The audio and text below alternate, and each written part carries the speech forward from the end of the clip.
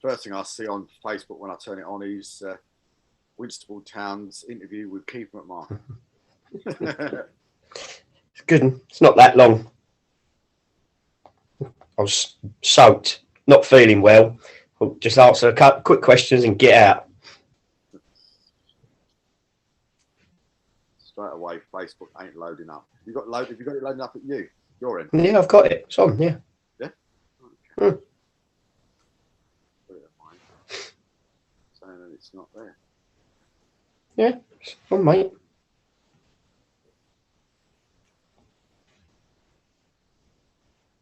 Yeah, got it now. Yeah.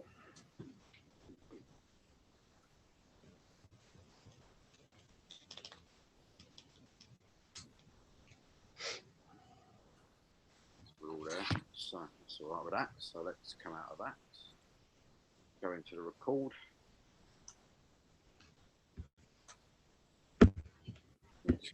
Next, Steve, while I just tweet this out, and then we'll be away.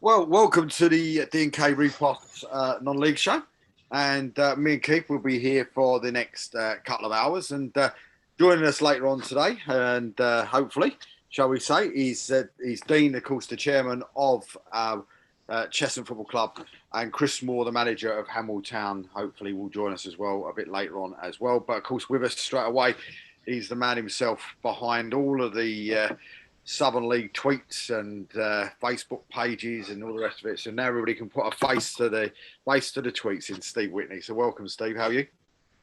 All right, thank you. Yeah, good. Thank you, David. So, I mean, this week, games. I know you've been at yours up there, Keith. But I mean, Steve, was your game at the weekend? Yeah, I was at a very lowly step 6 game, but.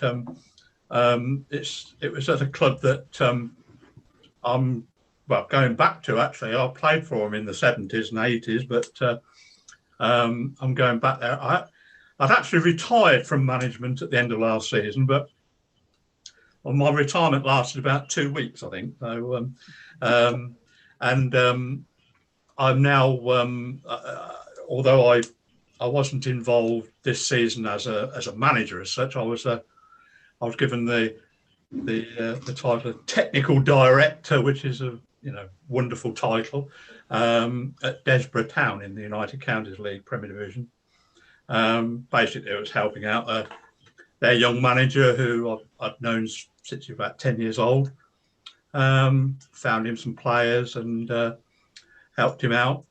But the temptation to get back into management was too much, and my passion, although I've managed in adult football, my passion is under 18 football. Always has been, always will be. I've done it for 35 years, and I'm going back into it next season with Raunds Town, who used to be a Southern League club in the 90s, and I played for them in the 70s, and I'm going back there to set up a youth section there at the start of next season. So I'm going around at the moment, picking up getting players committed for next season and hopefully get the ball rolling.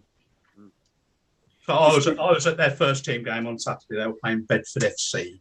But, well, we always start the programme off, Steve, now, and it's guess the attendance time, and so we'll go through some of these games and see where we go. But so the first one on my little list that I've got in front of me is Bognor Regis in a great game against Enfield Town, and lucky enough to chat to Andy and Mo, who scored the 2 goals for Enfield at the weekend. But it sounded like it was an incredible game of football, but it finished 2-2. What we're looking at, do you reckon, crowd for Bognor Regis against Enfield Town? Quite a journey for Enfield, but what do we reckon? Keith? I'll go 860. yeah, I was going to go about 770. 692 there. As I say, it was 2-0 to Enfield. They had a player sent off, and it finished 2-2 there. What about Carshalton against Mersham? Steve? 220. Keith?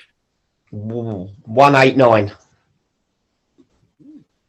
482. Oh, That's a good crowd then. a surprise. Folkestone of Victor 5, Haringey Borough 0. And I don't suppose and I don't mean it's disrespectful to the Haringey guys, but I don't suppose the number would be many of the Haringey fans. I wouldn't have thought. I might be wrong. Aki might tell me off for that, but how many do we reckon at Folkestone? 450. Okay. 530. 757. Yeah, they're going well, Folkestone. They are going very well. Highest crowd in the Prem at the weekend. What about Potters Bar Town versus Leatherhead? Managerless Leatherhead. Again. I'll go 240. Yeah, I wouldn't go much above 200, 210. 198. Not far off. So let's go into the southeast. Let's have a look. So surprise result. And Keith will probably have to tell me yes or no, but surprise result of the weekend: Burgess Hill Town 2, Ashford United 0. Yeah, yes and no. Burgess Hill are on a good run at the moment, Dave, but Ashford are strong. So was a little bit surprised. If you're looking at the gate, I'll go 280. Steve? 320. 363. Not bad. What about a club dear to your heart, mate? VCD versus Chichester City. 4.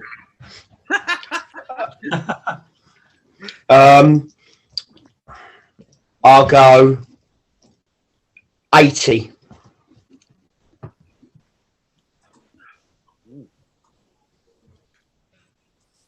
Steve? 95. I reckon one person went home at half time. It was 79 Oh. at VCD versus Chichester. Good guess. What about then Seven Oaks versus Winsterville Town? What was the crowd, Steve? 180. Tell you what, Dave, I was shocked because Seven Oaks normally get a good following. I think half the crowd was us as well. There wasn't that many. It was either 105 or 150. I think it's 105. Yeah, I'd say most of them were us. I was really shocked because, like I said, it was a bit of a wet, miserable day, and obviously with the COVID thing going around, Seven Oaks as well may have took some of the numbers, and obviously the mighty Whitstable coming into town. Yeah, no, but I was a little bit surprised. So, what game then do you think was the biggest attendance then in the southeast at the weekend? It was Hastings at home. No, they were away. Look, I won't look. I look at the teams. Hold on. So you've got Burgess Hill Town, Corinthian, East Grinstead, Faversham, Herne Bay, Lancing, Ramsgate, Notes, VC, Whitehall. Yeah, it would either be Ramsgate because they had 700 odd the other week, or Herne Bay. Yeah, it'd be either one of them. But I'd mostly go Ramsgate because they're on a good run. It was Ramsgate, 500 plus at Ramsgate. Yeah. North Division. North Division. Again, I suppose it's quite obvious when you actually start reading them out. But there's one game here, and we'll go on to the Southern League, some fixtures in a minute. But I'm just interested with this one because it just seems really, really interesting. I'd love to know what's going on. The second game down on the list, Barking versus Holbridge Sports.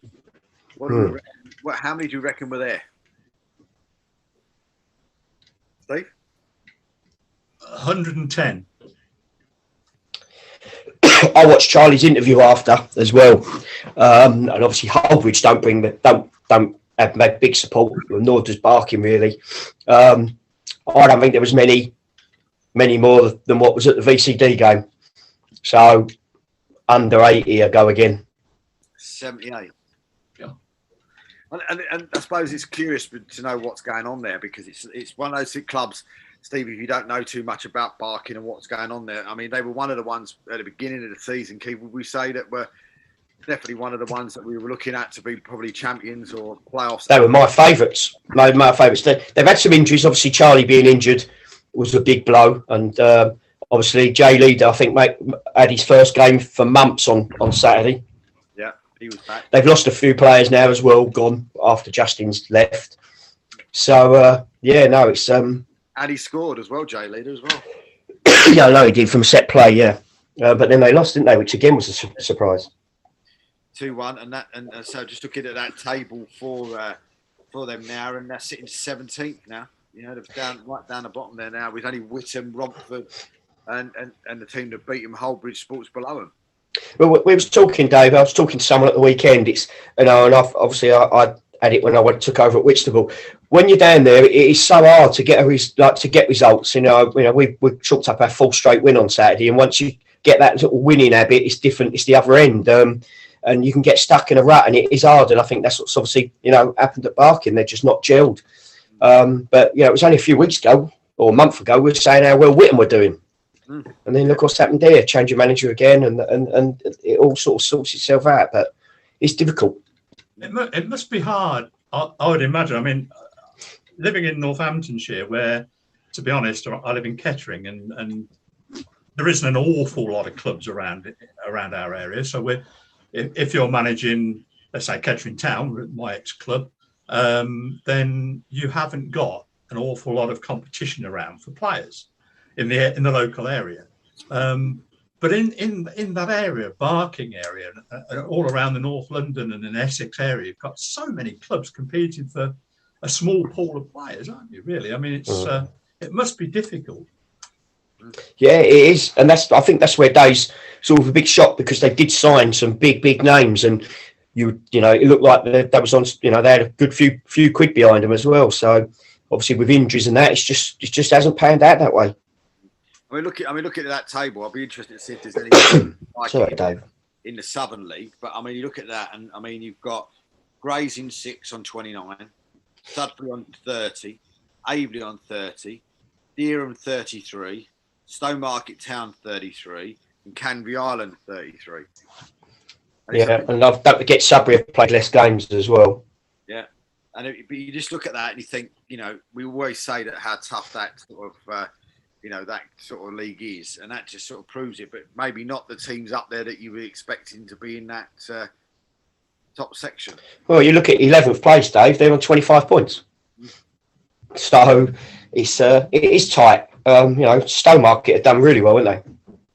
Done very, very well. Dereham are still in there. Obviously, Silver had a really good win at the weekend. One of the teams that I keep, and I don't really know the club that well, but obviously we know who owns them. Who really seem to be underachieving the last few years is Cockershaw. Yeah. They always sit there with a couple of decent players and they lose them, and they get another couple of players and lose them, don't they? Not a club that people stick at, which is unfortunate. But I mean, going into the Southern League then, I mean, one of these ones that I've got down here right in front of me is Banbury United versus Colville Town. Steve, we'll give you first. 700. How many? Sorry, 700. 700. Okay. Is that in the Premier, Dave? That's in the Premier Central. I think 620. 680. It's quite close, actually. 701. I said 700. Yeah, in that one. Let's have a quick shifty down. We'll go into the. Don't forget, I write the roundup, so I usually put the crowds against when I do the roundup. So Premier South, and this is another one that's a little bit really weird. We just had the Premier. I was at the Central there, and what you see is the crowds in there, and then you drop into the Premier South, and all of a sudden you seem to drop down quite a bit in attendance compared to what you've got into the other one. So, what about Beaconsfield Town versus Poole Town? I've been to Beaconsfield a few years ago, good few years ago. I think we drew them in the trophy or the FA Cup, and I went and watched them. They didn't have a huge amount, if I remember. I don't know, 101. 180. That's the lowest crowd in the Premier South this weekend. 78. Really? Yeah. Not bad. No wonder they didn't report it on the on the results. But that's the ground right on the M40, isn't it? Or just That's it. Yeah. That's the one. Yeah. Well, here's another one that we shouldn't really give out because there's a certain person won't like this when we give out this score, but we'll give it out anyway. It might upset him a little bit. But Merthyr Town 0, Hayes and the Yedding 5. How many was it that? Do we Mr. Hughes will be do his health much good with that result. Oh, Merthyr. I think this was another 700 crowd. Hayes and Yedding's big game, isn't it? 7:30, Dave. 7:30. Yeah, I think it was just over 700. I think they probably wish it was. It was 426. Right. That one at the weekend. What about then? So if we said that one, we said which one was the smallest, the biggest one. And I must admit, I've been to this town, and it's the club's really, really lovely. The club I'm about to mention, but the town is, oh my days, it's one of those. It's Western Supermare 1, Wharton Casuals 1. How many do we reckon? I've got a feeling this was another 700 one. I'm gonna go for that one again. 700. Well, I don't think Wharton Casuals would have bought anyone. Yeah. I'll go 540. Oof, well, that's quite good. Good shout. 549. Oh, And what's the travel like from Farnborough to Truro? Is that's big travel? yeah. Obviously, Farnborough's on the M3, isn't it? So Because of course they play at Plymouth Pathway, don't they? So it is straight though. Yeah. What do you want the gate on that? Yeah. What do we reckon? Oh, they're getting poor gates at Plymouth. 120. 250, Dave. 134. Oh. There.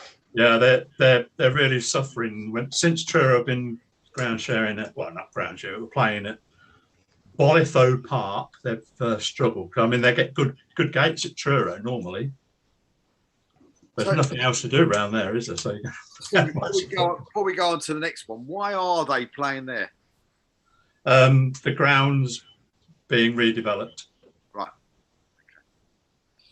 So going to Harlow's League, which is the Central Division, and again, we seem to drop down another massive level again in crowds. So the highest crowd of the day was AFC Dunstable versus Berkhamsted. And probably the underdog, I'll say slightly, probably win the match. 3-0 Dunstable. That was the highest gate in that division this weekend. What do we reckon? 250. 250. Wow. Highest gate. Yeah. You're a stat man. I'm not a stat manager. Oh, I thought you know all the stats. No, Oh, wow. You know the Southern League, though. It's the highest gate in that league. You said 250. Oh, I thought it'd be a bit more. I'll go 280 then. You actually went too high. Really? Yeah, 234. Yeah, all the big supported clubs were away this weekend, I think. Like yeah, Welling Garden City, Bedfords and Bedford were, Harlow were, yeah, they all where were.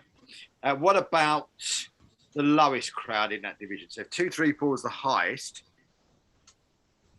the lowest was Kempston Rovers 1, Tame United, who were on a great run 2.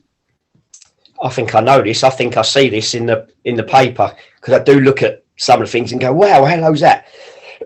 I think it was 30 something. 59.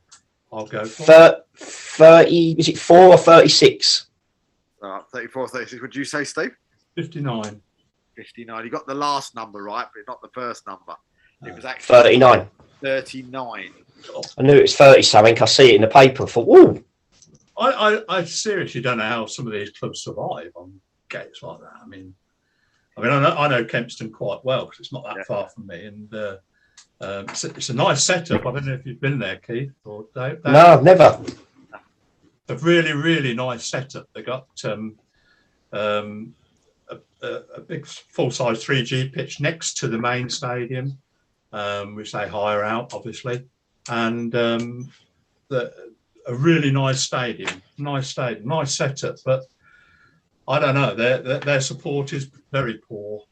I don't know how they survive really through the finances that the 3G make. I think that's basically it. 10 games in the South Central this weekend. How many were below 100? In the South Central? Yeah, that's that. In the Central. Is that the league we just done? Yeah, the league we're in at the minute. How many of the so these were the home teams: Dunstable, Aylesbury, Barton Rovers, Biggleswade, Colney Heath, Didcot Town, Kempston Rovers, Northley, Waltham Abbey, and Wantage Town. How many were below 100? So you're saying that so the highest was 230 or whatever, the lowest was 34?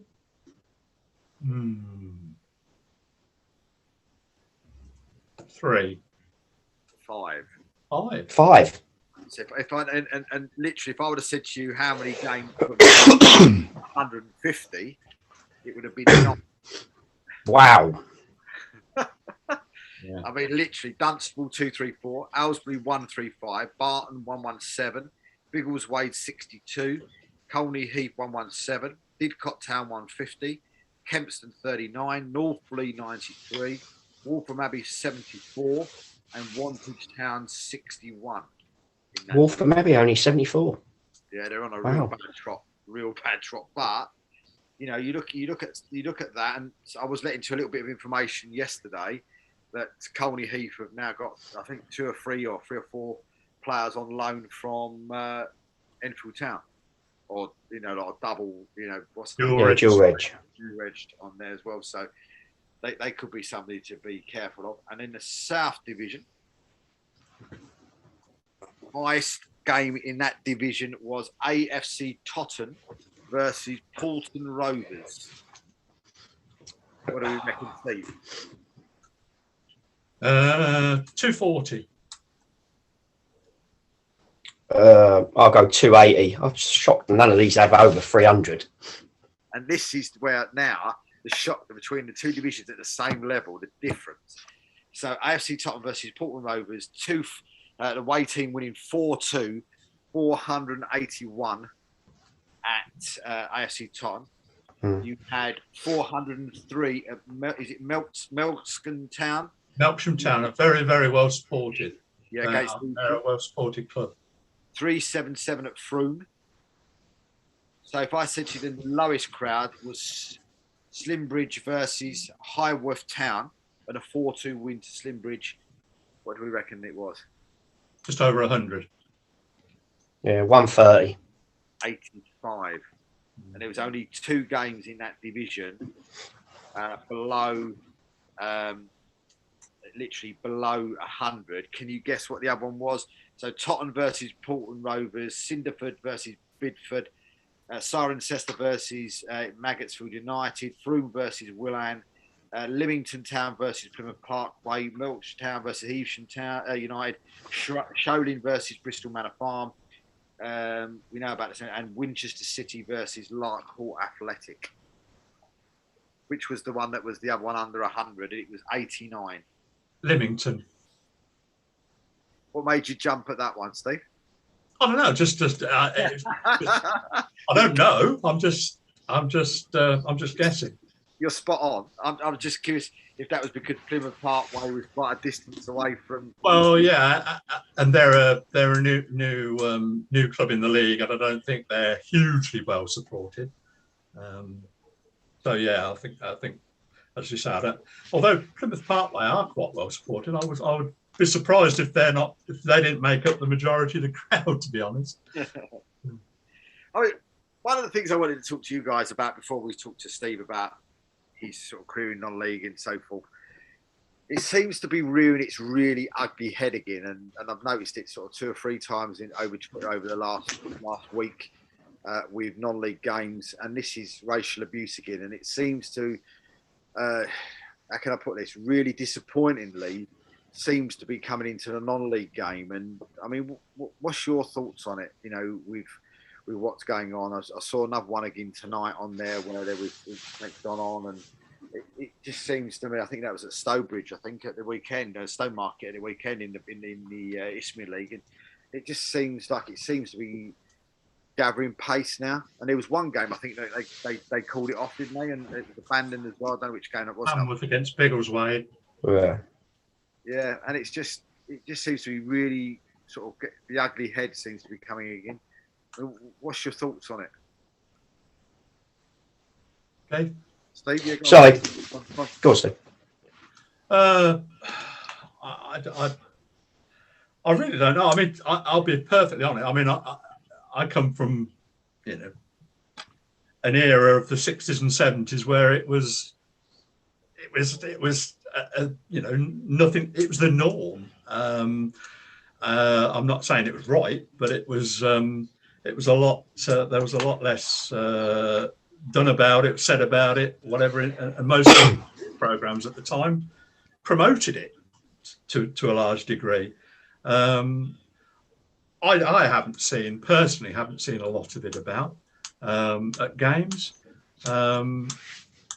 I had an incident a couple of years ago with my under-18 team, one of my players being racially abused, and it was disgraceful because everybody heard it. He said it from about 30 yards away, so everybody heard it. And the referee decided he hadn't heard it, about the only person in the ground who hadn't. And unfortunately, the lad got away with it, which wasn't right. But in terms of non-league football, I haven't seen an awful lot about it. Yeah, well, I've spoke about it before, Dave. I had an issue with it a few years ago with one of my players at the time. A spectator shouted something out that we could all hear. Just before half time, I sort of spoke to the lino, he could hear it. We reported it to the ref at half time. I think they spoke to the club. I didn't hear anything after what happened, if it went to the FA or if the referee properly reported it, but we done our proper thing, which wasn't on. Obviously, yeah, I think maybe social media highlights it more now because obviously people are either videoing it or can actually say something after a game and report it so you know what's going on. You know, like everything, I think there's no place for it. You know, you've got to look after everyone, but it's tough because there's certain things that go on in changing rooms, really music-wise, Dave, that shouldn't go ahead. I've put a stop to it in my changing room this season, and I've gone to some of the players, I don't want to hear that music in my changing room. So it seems to be all right in certain aspects, which I don't get. So I've tried to nip that in the bud. But I I don't think anyone should be abused. I don't think if it's racial or anything by any supporters, but you do get it. You know, you get supporters shouting out, "Oi, fatty," and you know, there was times, and he won't mind me saying it, my old physio, Alan Woodward, used to get absolute caned. Harlow did. Harlow caned him, Dave. Used to say to him, "Oi, where's Greggs?" when he running on, and they used to sing about him. Is that right? Or is that just banter, as we so call it in there? You know, where do you draw a line? So I just think it's certain parts of it. This shouldn't happen. We're all against it. You try and stick up for anyone on your whole team. I would clamp down on it if one of my players done it to an opposing player, and anyone caught guilty of it obviously should face the consequences on anything like that. So hopefully we don't see more of it, but I think you're hearing more because of social media. And it's also a thing in non-league football as well, where would you be right to say that you probably almost every sort of professional game where with large crowds, you're going to get somebody in that crowd at some point saying something racist in that crowd. But if you get somebody in a non-league ground and you get one person saying it, you're going to actually pick that up because you've got, say, some of these 39 people and, and maybe a dog on the corner or whatever else, do you know what I mean? Where you've got a lot less people in there. So that's going to get picked up, a lot easier. I mean, even to the extent of, I know it's, I watched some of yours, Keith, but even to the extent I was watching, the Arsenal ladies on the TV last night, and you could hear, nothing racist or nothing, but you could hear the spectators there because of the low crowd that was in there last night.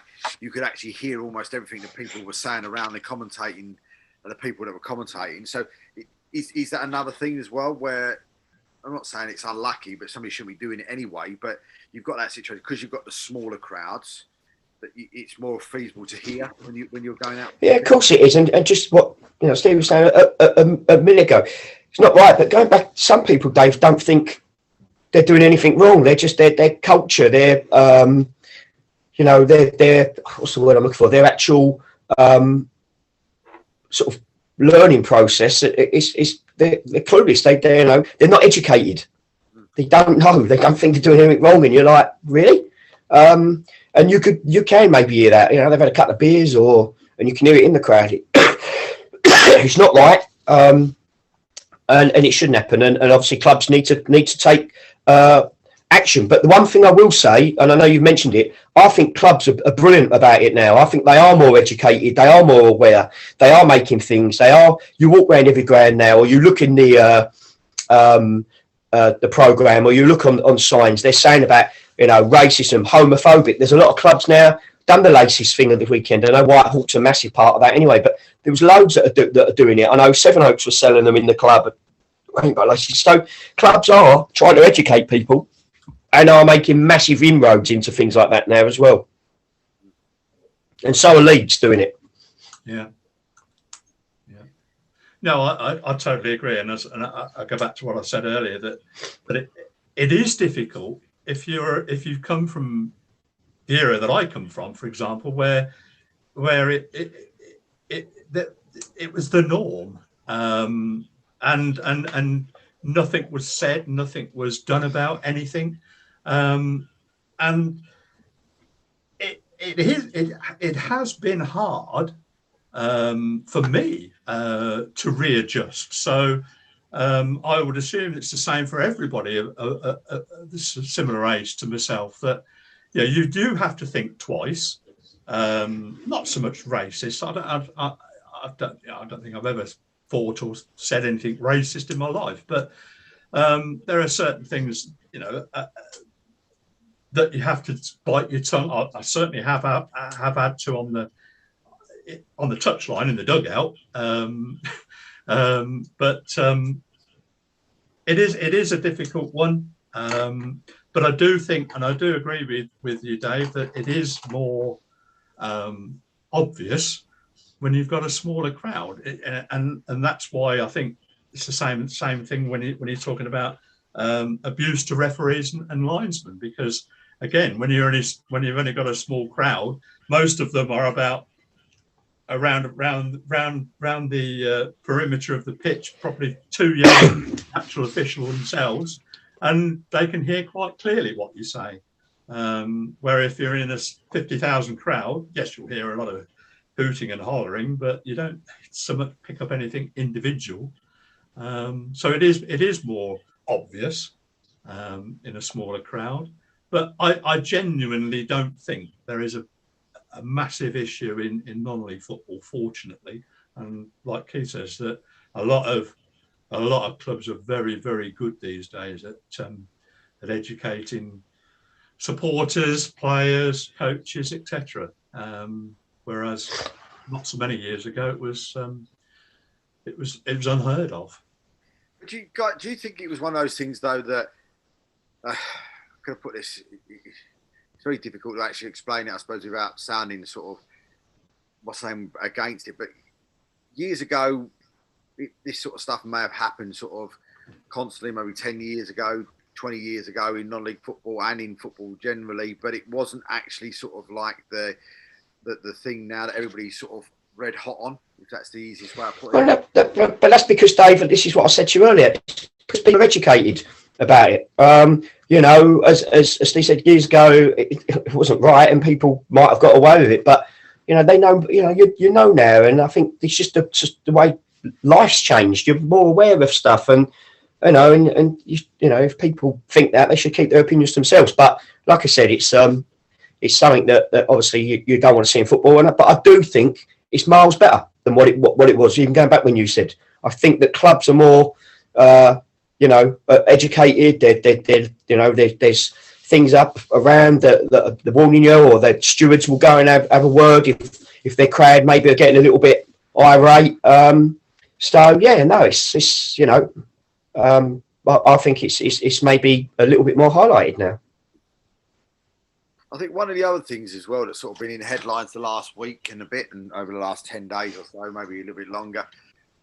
I mean, again, what should, especially I suppose with yourself, Keith, who've actually been active as a manager at the moment, is the I suppose across social media, etc., around the situation with people with breathing difficulties, etc. I mean, how much of a worry is that for a manager like yourself, and maybe spectators like me and Steve, or if Steve's doing his under 18s, etc.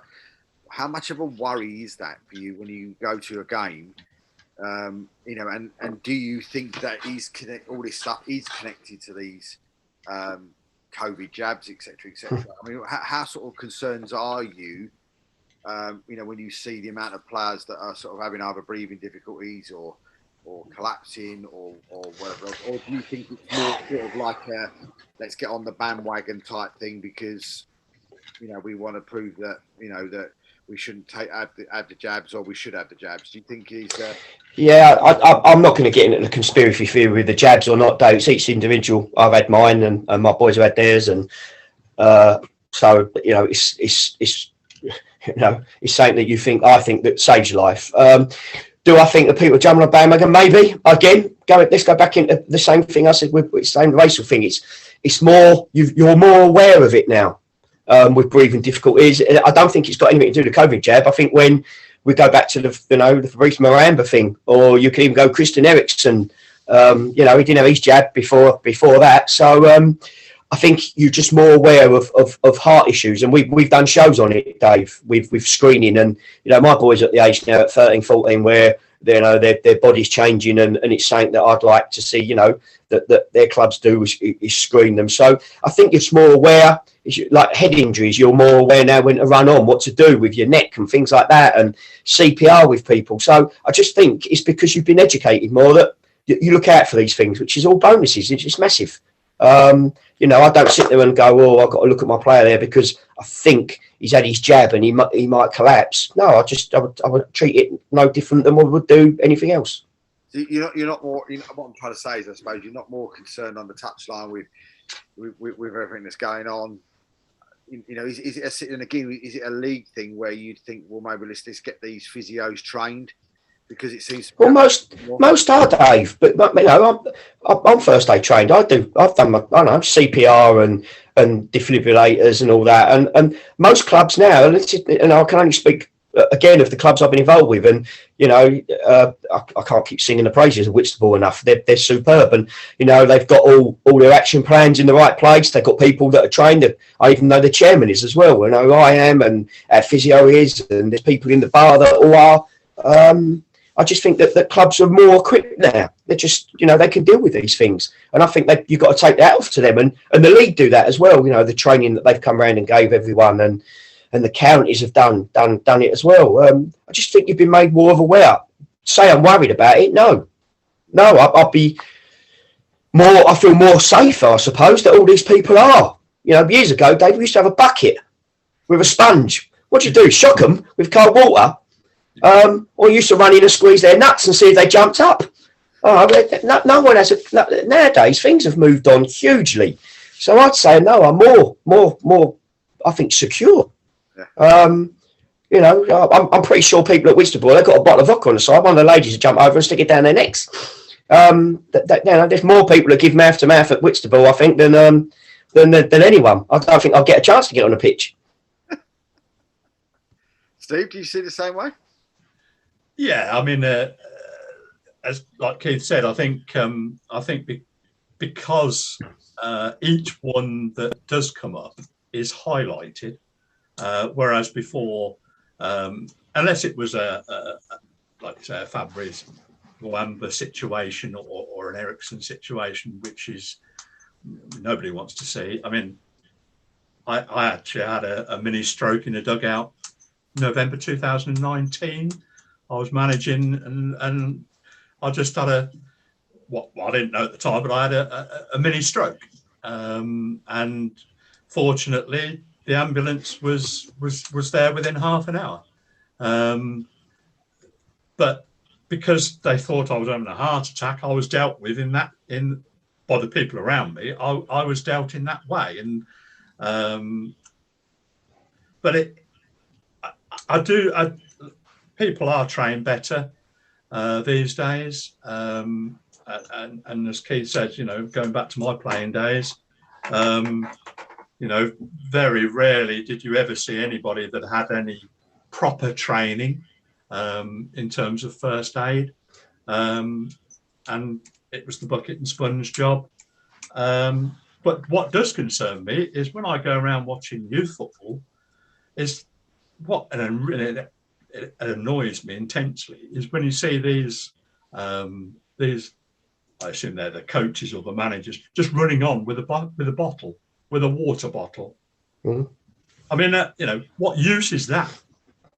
I don't care if they have got the certificate to their name. What use is that? Nothing.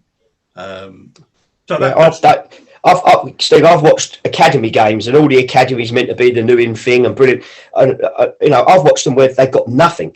There's one person and they've got nothing, and this is meant to be the you know, the elite of football. It's ridiculous. But like I said, all I know is that our club's nothing like that. We've got loads of youth sides, and every single person's completely got the, you know, there's a first aider at every game, and everyone's looked after because it's important now. Yeah.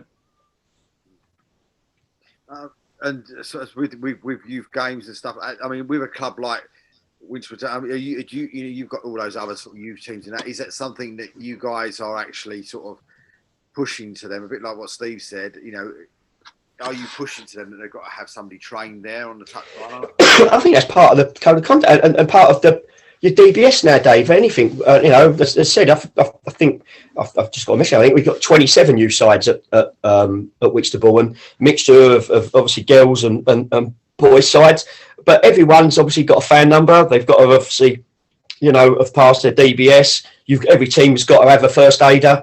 I think that's just part of now of the actual rules of charter of safeguarding of kids. Yeah, and like I said, I don't think there's anyone going to be more. No, that my whole committee have come through from the youth ranks. So you know, they've all got teams, and all their kids still play as teams, and that happened a few years ago. So I know the safety of our club is huge, but I just think most clubs are now, Dave. They really are, especially charter standard ones. That's part of it.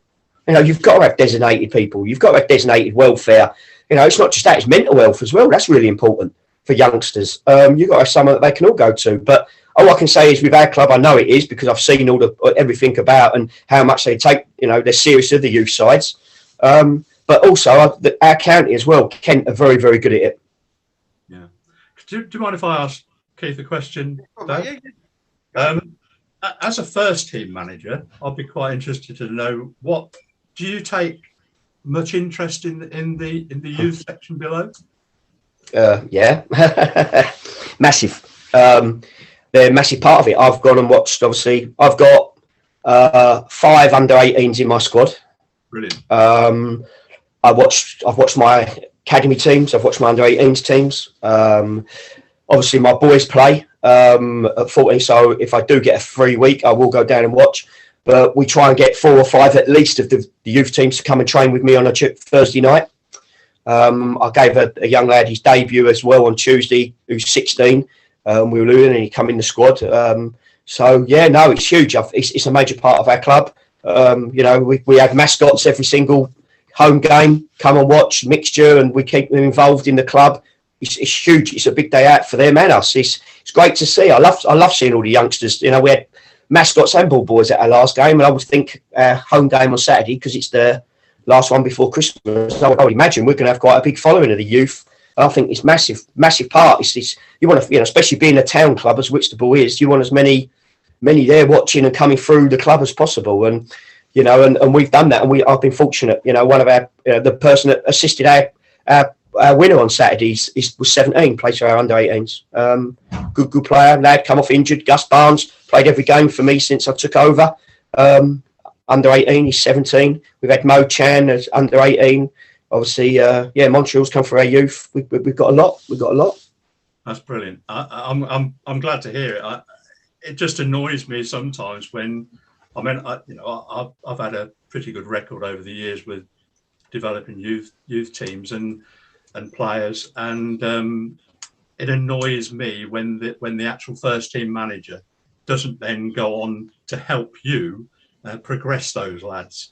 And it's happened to me a lot over the last few years, and nothing more frustrating. I mean, I did it as a when I managed adult football myself, and there's nothing more frustrating when you put the effort and work in with these lads, and then they're blocked at first. Yeah, I think it goes a couple of ways, Steve. Like I said, for me as a first team manager, I said I've managed under 18s levels and whatever as well. So I've done all that in the reserves. But I think if you found that a player that had played for your youth side had played for another club or local rivals, you'd sit there and go, what's that about? What have I done? You also get clubs, though, where there's an issue between the under 18s and the reserve team manager because they don't want to release players. They've got their own agenda. So you need to look at that and nip that in the bud. But I suppose if you're a first team manager and you're showing no progression, what's the point? But also, I think the under 18s manager and that needs to talk quite a lot with the first team manager and all the reserves or 23s, whatever you've got, to see what also position they are in the league. If they're flying to win the league or in the playoffs, is it the right time to bring someone through? If they're fighting for their lives, can they trust? I won't lie, the last few weeks, the under 18s players have let me down. I got a message on Friday at 4:00 saying I can't make tomorrow's game. I'm at a wedding. Now, an under 18s lad let a first team manager down at 4:00 night before because he's going to a wedding that he knew. I'd won the week before that, can't get to the game. So you need players you can trust as well. So it works. They need to know how serious this level of football is. They need to know that there's a chance. There'll be a pathway, but there'll only be a pathway until you let me down a few times. And then that pathway, it'll be shut because you'll need to know that, hold on, there's a right way of doing things here. Yeah. So it goes both ways. Yeah, I found I started managing under 18 football in 1984, so a long time ago, and I found over the last, you talk about commitment there, I found over the last 10 years or so, it much worse in that respect, and I have a theory that when I first started managing under 18 football, there wasn't a lot of, certainly in our area, there wasn't a lot of youth below under 18 level youth football about. I mean, I don't think I started playing competitively till I was about 12 or 13. There wasn't the amount of league structured football around for kids in those days.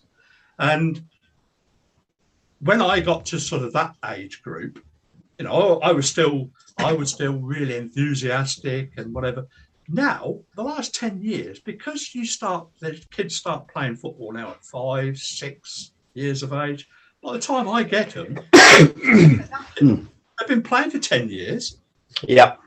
There is too much football at the moment. I've had youth lads even yesterday that they might play 4 or 5 games a week. It's too much. Yeah. You know, and you get all these you've got to safeguard them. They should only play X amount of minutes a day. Well, I know players that play for pro clubs, academies, that play 2 games in a day, play for the 13s and then 15s because they're short. But, you know, someone like a pro club can get away. But, you know, I know people that play either, say for they go to an academy, they obviously train every day, they play maybe once or twice a week. Then they play on they could play for me on a Saturday, or they could play for the reserves on a Saturday. Sunday they go and play for the under 18s or their under 16s. Then they play for their school. You know, it's too much football. They're burnt out. I've got a lad that had to come off on Saturday, 17. He's played too much football in the last month. It's ridiculous. Yeah. But I can't go to him. Do you know what? You can't play for your school team this week because school takes president, even though it's maybe, don't take this the wrong way, Mickey Mouse football, where he's playing in front of 400 on a Saturday, really good level. He's got to take his preference and playing on a park pitch with maybe some good players, but some also a load of dross. Yeah. Who should decide which, if that boy, what games he plays? A school teacher that's not really football orientated, or someone that's got quite a few qualifications that will look after him. Absolutely.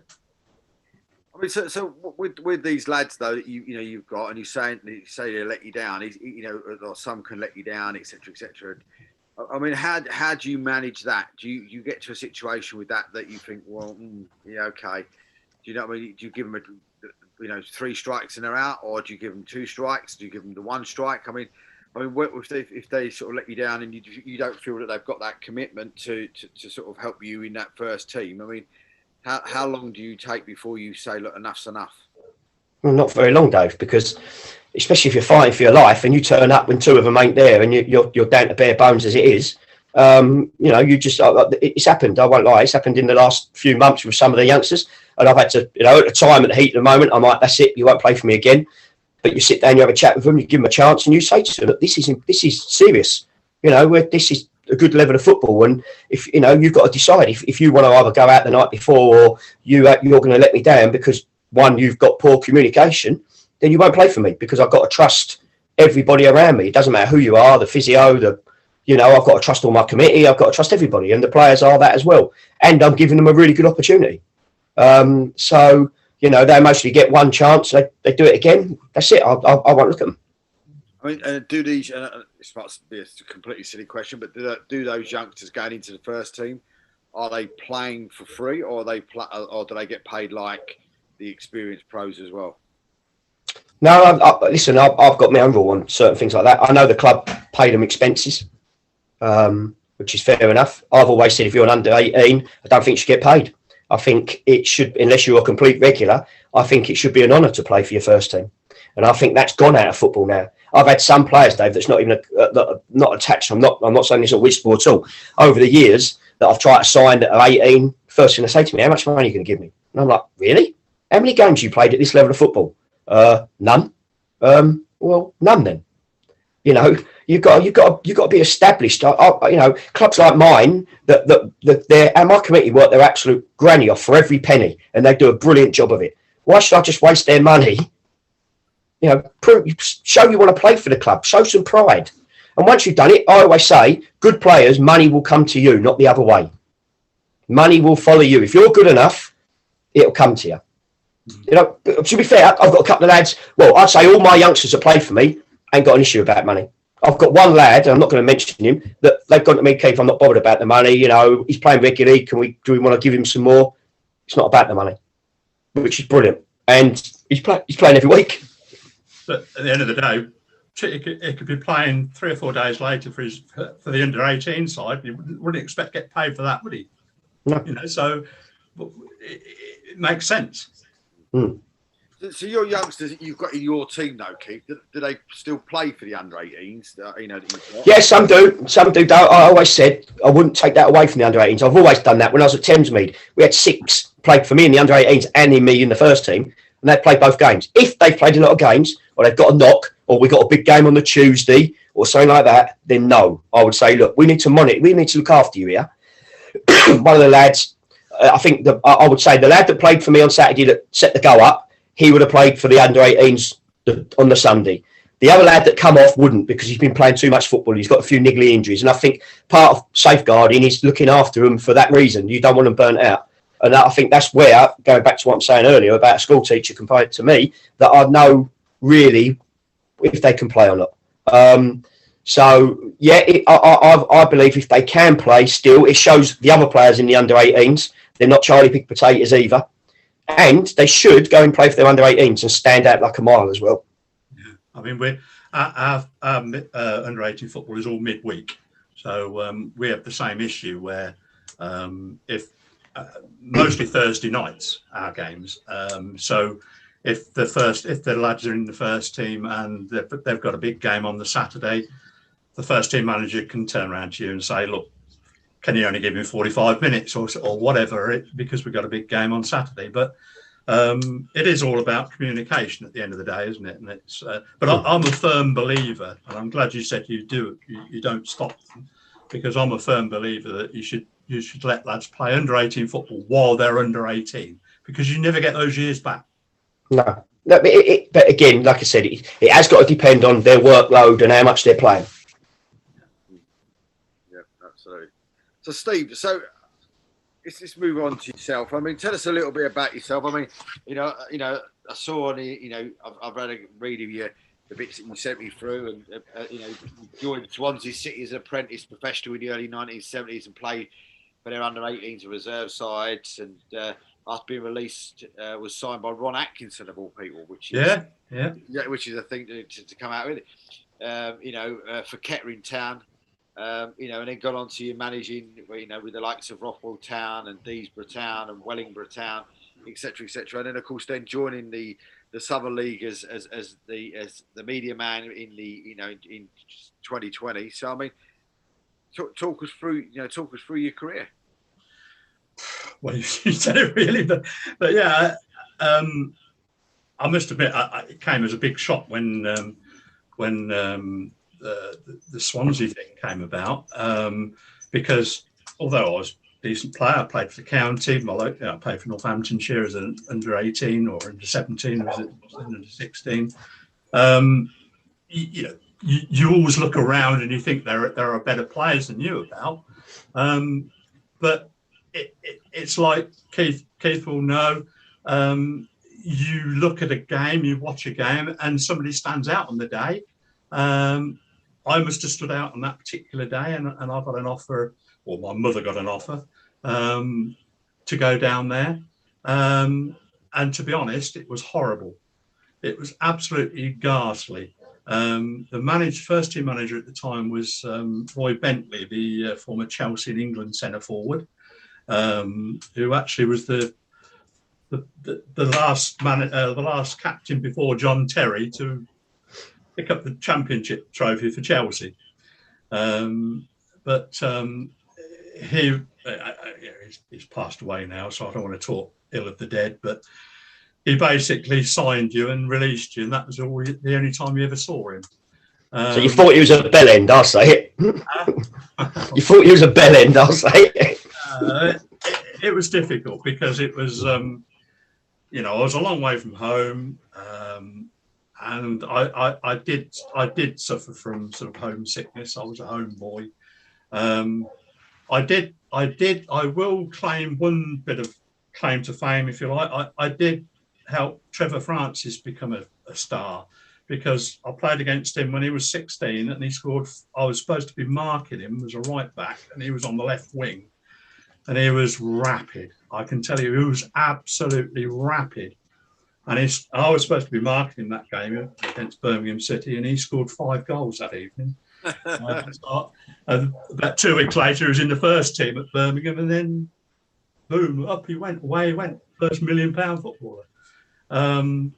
But yeah, I was only down there for about just over a year, 13, 14 months. But Ron Atkinson took over at Kettering, and he wanted to get more local players into the club at the time, and he signed me 72, and it was fantastic. I know he's had issues. Again, we talk about racial stuff, but he had issues with commentary on TV, didn't he, and whatever. But which really did surprise me, because he had the likes of Brendan Batson and Laurie Cunningham and Cyril Regis at West Brom when he was manager there, and never had any issues with that side of things as far as I'm concerned. But what a wonderful manager he was. He was one of those sort of managers, Keith, you must know, that he was one of those that when he walked into the dressing room, you immediately took notice of what he was going to say, how he said it, and he made you feel 10 feet tall. Fantastic, right? I know it's easy to say in hindsight now because of what he's achieved, or what he went on to achieve as manager of Man United and Villa, etc. But you could tell then, even though he was quite young still as a player manager at Kettering at the time, you could tell that he was going to be something, because he really had a magic air about him, and you would never hear a bad word, say, from any former player of his, even ones that he got rid of. Never hear a bad word about him. I've been to a few funerals, unfortunately, of former teammates and former players at Kettering over the years, in the last few years, and when you see lads that were there then, they all say the same. Even the ones that he released, never have a bad word to say against him, and he was great. And yeah, I was a big Ron Atkinson fan growing up. I won't lie. Unfortunately, I played the one thing he did help me tremendously about was that he made me train heavily one night of the week using my wrong foot, if you see what I mean. I was right-footed normally, but he would make me use my left foot a lot on a Thursday night normally. And the reason for that, he said that if I can make you proficient on your left side and your right side, then it gives me the option of playing you anywhere across the back foot. I can play it left back, left centre back, right back, whatever. And it did. It made, I played quite a number of games at left back, because I certainly couldn't play many games at right back, because the right back at Kettering was Roger Ashby, who played about 900 games. So I was never going to take his place there. But I had 2 or 3 really, really good years, suffered from injuries in the end. But I had a fantastic time there. I still think of them as my club. I still live in the town. I went there, carried on. I ended up back there as under-18 manager in 1984. And one of my players that turned up there for training one night was Sean Dyche. And he was only 15 at the time, and I deemed him too small at the time to play, so I never played him. And he went off to Forest then. And one of them old managers that you can't play, you're too small, eh? But he was, to be fair. And then Lionel Messi turned up, and then everyone wanted a midget. Yeah. But I just deemed him too small to play under 18 football at the time, but he was nowhere near the build he is now, obviously, and but he went on to Forest and made a decent career for himself. But I've had a few that have gone on to make a decent living out the game, and I think the last count I've had 1,700 players that I've managed, which is not bad, and there are currently I've nearly done that this year.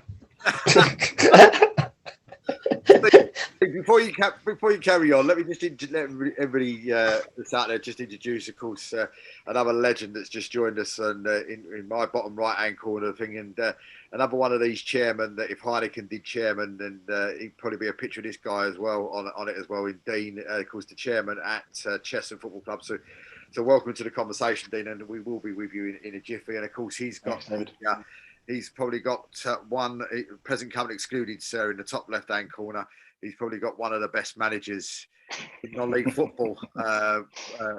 His club at this present minute in time, of course. And I must admit, Keith, I don't know if you've seen the interview, but we did have a massive laugh with Craig in a chat with him during the week with Ugo and Curtis. It was literally, I've never enjoyed an interview, one of those interviews so much as that way with Ugo's supermodel wife kept walking in and out the shot as well. So it was quite funny. But we'll come back to that in a minute. But carry on, Steve. Sorry, mate. We'll be in a sec, Dave. Well, after I left Kettering, I played sort of United Counties League football for Rawlinstown, Risdon Town, the old Risdon before they became Risdon and Diamonds.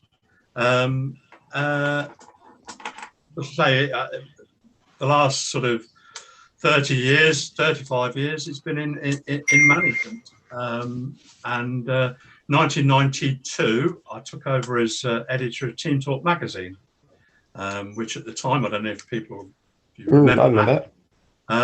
But it was the only non-league publication around at the time. And it meant moving down to Somerset to do the job. And I travelled down on a Sunday night from Kettering, spent the week there, and then travelled back on the Friday afternoon. So I did that for 5 years. So that was pretty horrendous. But that was before the days of email and etc. So I had to do it that way. But of course, then, you've got something in common with Keith, though, haven't you? What's that? Well, has he won 4 games on the spin? No, he's actually. Just so you had mentioned it, Dave, so I thought I'd ask. But also as well, I've just seen it written down here on his CV, and literally he's worked with that living legend like you have as well. Oh, Caroline or Dave? Caroline. Oh, Caroline Barker. Yeah. I did quite a few, quite a long time with the non-league show with Dave Waters and Dave Anderson. Is it Dave? Yep. I used to do like a roundup for her for non-league news for that week, and I helped. What area, Steve? What area did you do? It was basically the whole area, really. Oh, okay. What they wanted at the time was, if you like, sort of more unusual things that had happened that week. You know, not necessarily just Joe Bloggs moving from A to B, but anything a bit more of an interest, if you like. But which was not always easy because not every week something interesting like that happens. But yeah, I did that for quite a while. Helped form the non-league paper with David Emery and Tony Williams. My job there was I did some writing for the paper, but my main job was to set up the non-league daily website, which actually went through the roof. The figures went through the roof with that because there wasn't an awful lot of competition at the time. But I worked damned hard on it, I must admit. I mean, I don't think I had a holiday for about 5 years. I worked every day, including Christmas Day, Boxing Day, New Year's Day. But the figures were fantastic. And when the non-league paper first went into administration, when the chairman at the time, or the owner, well, he was chairman at the time, disappeared with about £1 million of company's money. Non-League Daily actually was the only thing that was bought or was sold. On the understanding that I went with it, it was bought by I don't know if you remember the Hatton at Liverpool. Anyway, he was quite a famous sort of Liverpudlian councillor. He was quite a left winger, and it was quite big in the 70s and 80s on TV and whatever. But he bought it for his son, and on the understanding that I went with it, and it went on. It was sold on a couple more times, and then in the end, after that, I set up Pitch Hero Non League, which again went through the roof, and then that ended up in disappointment because at the time I was the media manager for the National League. I did that for 7 years, and then after that, they asked me to do the media manager job for the Southern League, which I'm quite enjoying at the moment. So you've come up with a few good ideas then, haven't you? Yeah. It's only when you actually write things down. I mean, I wrote a few things down for David. It's only when you write a few things down and you think, Christ, I've done more than you think I've done, you know. And it sounded like you was like we were doing a program like the non-league Forrest Gump, and we were going through things. And all of a sudden, I've done that. I think why I got sort of gone quite well with Team Talk, for example, was because people knew that I was also an ex-player and a manager and a coach. So I wasn't just a journalist. So if I was writing things, if you like, with a player or a manager or a coach's hat on, and I think that proved quite successful. I think, and I think people appreciated that. And I must admit, I used to love going around to clubs all around the country, and I loved that era. That during the 90s, I loved it, absolutely loved it during the Team Talk days, and it was a shame really when it came to an end. But I also enjoyed a really, really good time working through Umbro with looking after teams from all over the world. Over here, I had the Thailand national team for 3 weeks. That was fantastic, and it was a real eye-opener. A lot of these times, Umbro had me in to help these teams from abroad play friendlies over here. You've probably come across it yourself, where you get teams from Finland or Norway or Sweden come over here in their winter and train and play over here. I looked after them, and Umbro also said that if they wanted me to, I could help them do a bit of coaching with them or whatever. But certainly not the Thailand. This was the proper Thailand national team, the adult team. And was it the women's team? No, men's team. Oh, I didn't know if you knew the difference.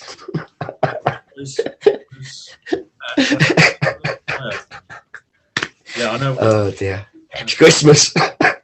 But just watching their warm-ups was like poetry in motion. Though I learned an awful lot from them,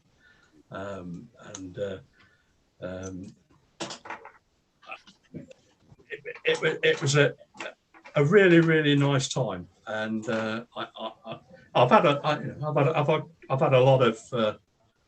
lot of fun during the years, but I still go back to my one joy and love, and that is under-18 football. And the reason for that, Keith, is because the lads want to play. They're not interested in money. They want to play.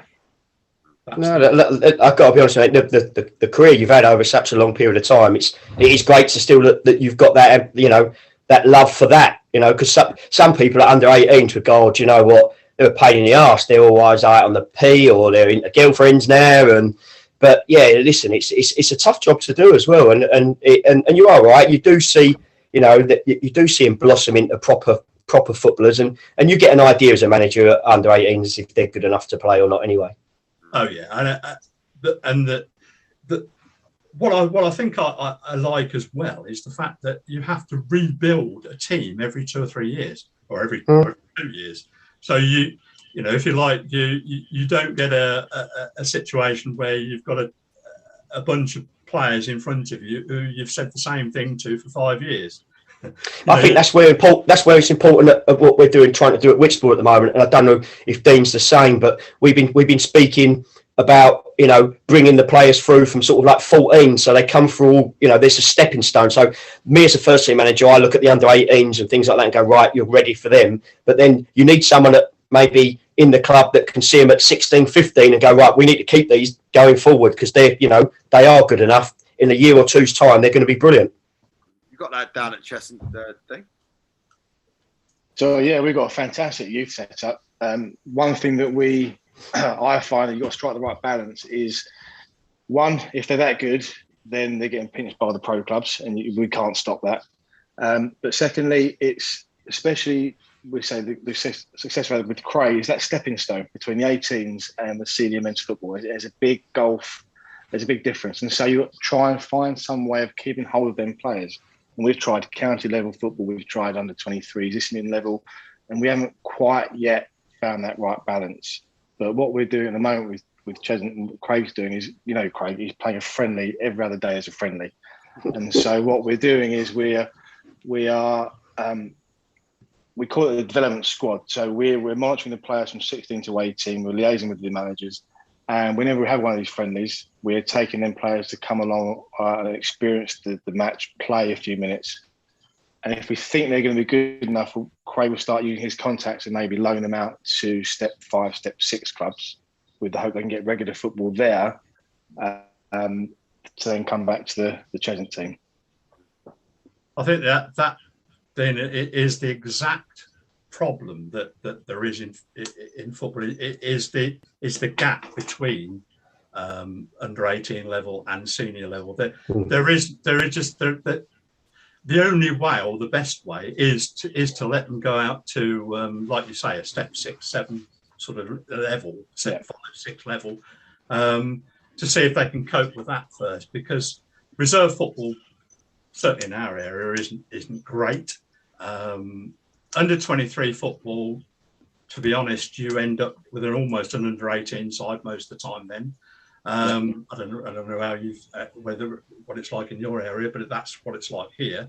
Most under 23 games I've seen, which is not a lot, they are mainly under 18 lads in the end.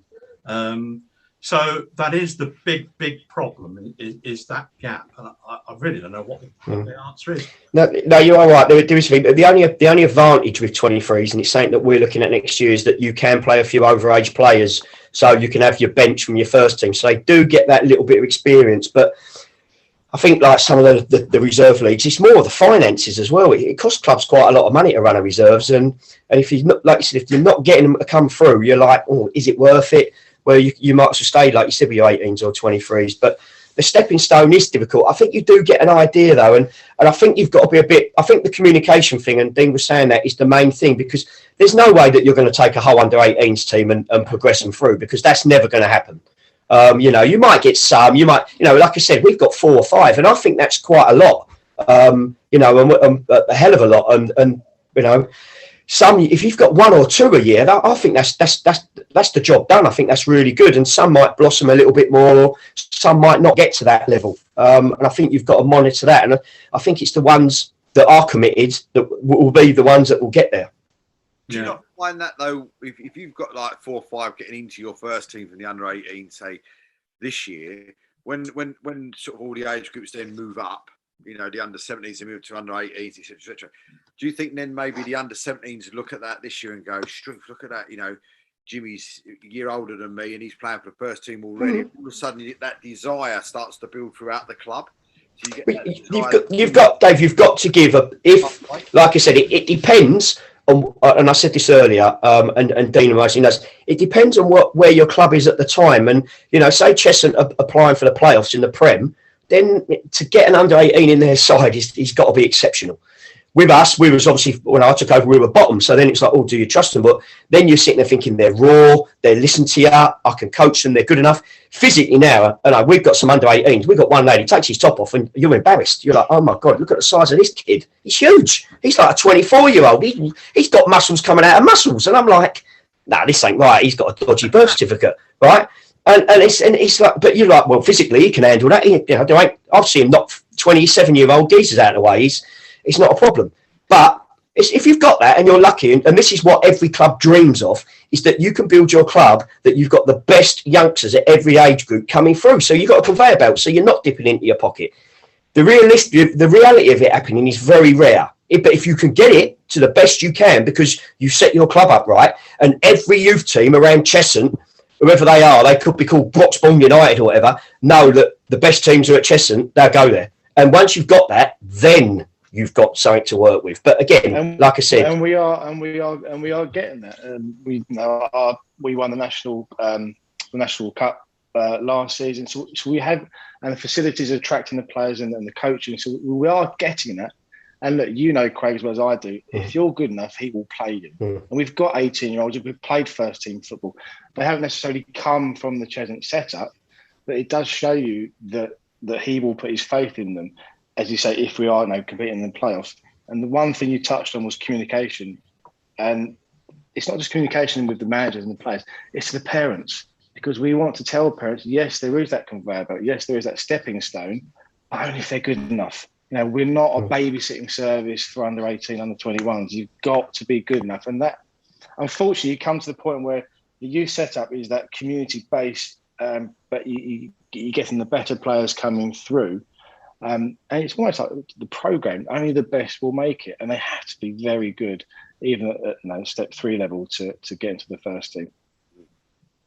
Talking about your club, Dean, and I mean, you must be a happy man since the last time we spoke to you, because, of course, the last time we spoke to you, you were struggling to get this planning permission through, we say, stuck-up councillors and other people and all the rest of it. But the good news is we finally got it.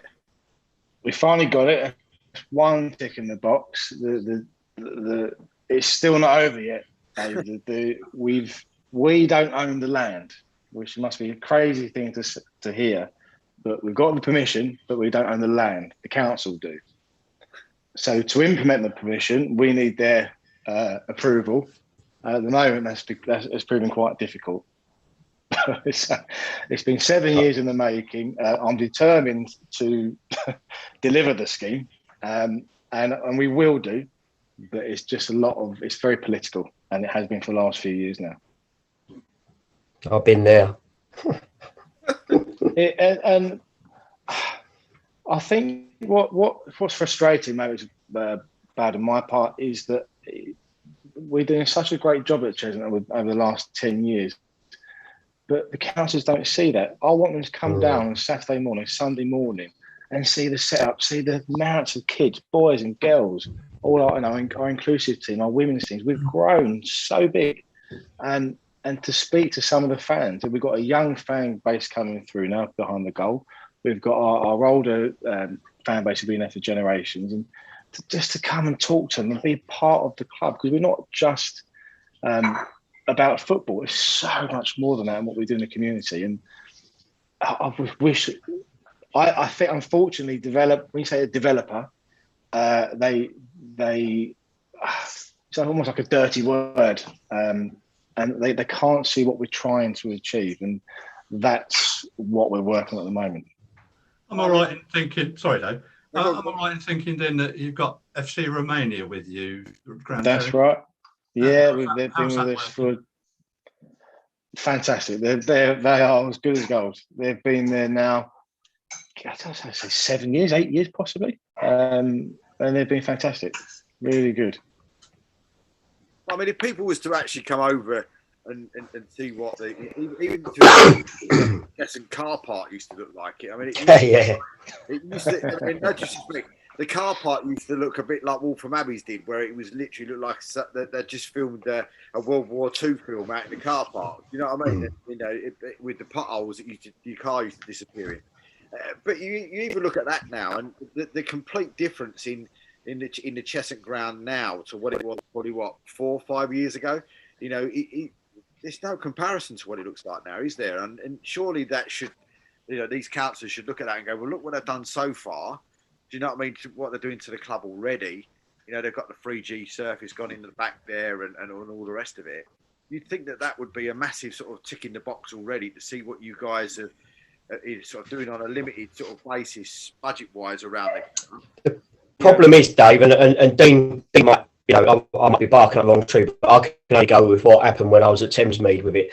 As soon as you start doing well and people start taking notice of you, they look and go, well, what can we get out of it? What's in it like, you know, what, you know, wonder what you know, what's going to make it, how is it going to make us look better? You know, they want to put a spin on it that they've done this or they've got that, but it's not. It's all the hard work of what the club's done in the first place, and the politics side is just like I said. Normally, they you know, you might not have even had a phone call from them for 15 years. As soon as you start doing something and something starts sparking and there's interest in the club, they sort of, yeah. The only way I can say it, because I say it normally, is that what can they get out of it? And you're right, and the problem is it's a complete ministry of misinformation, and the things I hear back is just absurd. So, in a nutshell, you're right. What it is, Keith, is the council own the land and they want money out of it. So, I'll try in a nutshell. When as a developer, like any industry, you look to make a margin, and in property development, it's 20%. So it's not masses. To deliver the housing that will fund the community and commercial block, that would return a 20% kind of margin. But you haven't built the stadium yet. You haven't built the new clubhouse and facilities. To do that, your profit level goes down to 3%. That you wouldn't do that in normal terms. But we are willing to do that, to forego that profit, because we want to see this vision come to reality. And that's what the council can't get their head around. And they think that we stand to make a fortune out of this. I mean, you guys know that in football, there is no money in football, especially not in non-league football. But because they're the landowner, they think that there is this land is worth a fortune when it's not. And this is where we've got to try and work with them and partner with them. Now, I want to be a joint venture partner with them to kind of hold each other's hand and go through the process to deliver it. But yeah, you're right, Keith. It's kind of, I want them to realise for themselves what we're trying to do, and there's no money in it, so that then they can be on board with us and take it forward. Yeah, it sounds very similar to what's happening at Cray Wanderers, doesn't it? For over how many years? I spoke to them quite a lot recently, and I think they're at the point now. I think they had to fight with the Mayor of London, etc. And now they're in this bizarre position where they need the affordable housing element to fund the stadium, which is what all these schemes are based upon. But the council want them to deliver the affordable housing first. So also you've got to find the money to build that. It's just, honestly, on the bash planning councils in their heads, it's nonsense. And clubs are only trying to do what's for the benefit of the community. Yeah. And that's what I don't get. There's only one council I know that's done anything to help any club out, and that's Dartford. And what they've done for Dartford is even beyond. But it's obviously the person's a Dartford fan, but what they've done for them is unbelievable. But everyone else is, they forget them. Then you're getting all these. I can only talk about Whisper, like where we are at the moment. There's hardly any training facilities. Like we train once a week. We have to train in Faversham because there's about three Gs in the whole down that end of Kent. And we're trying to do it, and they won't help. And you're like, and then they're going, well, there's not enough football training facilities. But well, come and help. Come and do, help your local club out. But as soon as you start doing well, they're going, well, we'll stop that until the councils are getting their bit of it. It's just ridiculous. It's mad. Yeah, there are some very good councils in Broxbourne. Don't get me wrong, they are good, and they've reached out to us. It's just now getting everybody to buy into the vision of what we're trying to do, and just be open, as I say, and just go through the process together. And get Ria as a counsellor, yeah. Honestly, she's the chairman. Next time, get Ria on the phone. because she runs that club. Honestly, I sit in a committee meeting and they go, and we've got a lot of volunteers, and things need to be done. Is that right? Okay, I'll ask Ria. And next point, I'll ask Ria to do that. And she just does everything. She's fantastic. And guys, if you've not met Ria, Dean's explained it 100%. An amazing young lady. She spends her life down there, and that's what that's what all clubs need. Yeah. I think every club I've been with, you've always got somebody there that the same ilk. I will defend one council that you probably wouldn't know any, but up until May, I had 14 years with Wellingborough Town, split by a short spell with AFC Richmond Diamonds. But the Wellingborough Town, I don't know if you know, but they are actually the 6th oldest club in the country, and they folded for a couple of years and then reformed in 2004. And the council were absolutely fantastic when they helped reform the club, and did an awful lot of good. But what I'm still amazed, even though I was on the committee and as well as doing the 18s as well. I'm amazed how the club survived, because somebody bought the ground and leased it back to the. Believe it or not, the ground is called the Dog and Duck, which I know is a joke amongst football, but it is called the Dog and Duck, and it was bought by an individual, and the club had to pay £700 a month. Bear in mind, this is Step 5, United Counties League.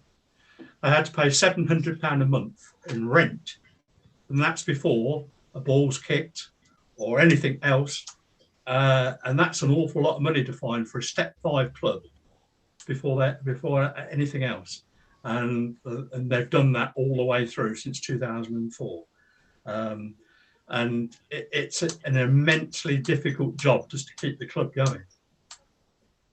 Dean, I mean, let's talk football, and I mean, we said you got the main man in there. I mean, he's been there a few years now, but he's really started to get his feet under the table this year. And I mean, you know how many unbeaten you are so far? 14, is it? In all competitions? 14. It's one of them ones where I don't know what as a club in our history, what the longest run is, but I'm loath to start finding out, because as soon as you start digging, it's going to just come to an end. So I know it's a cliche, but it really is. Just every game, just go out and win. It's a lovely habit to be in. So yeah, long may it continue.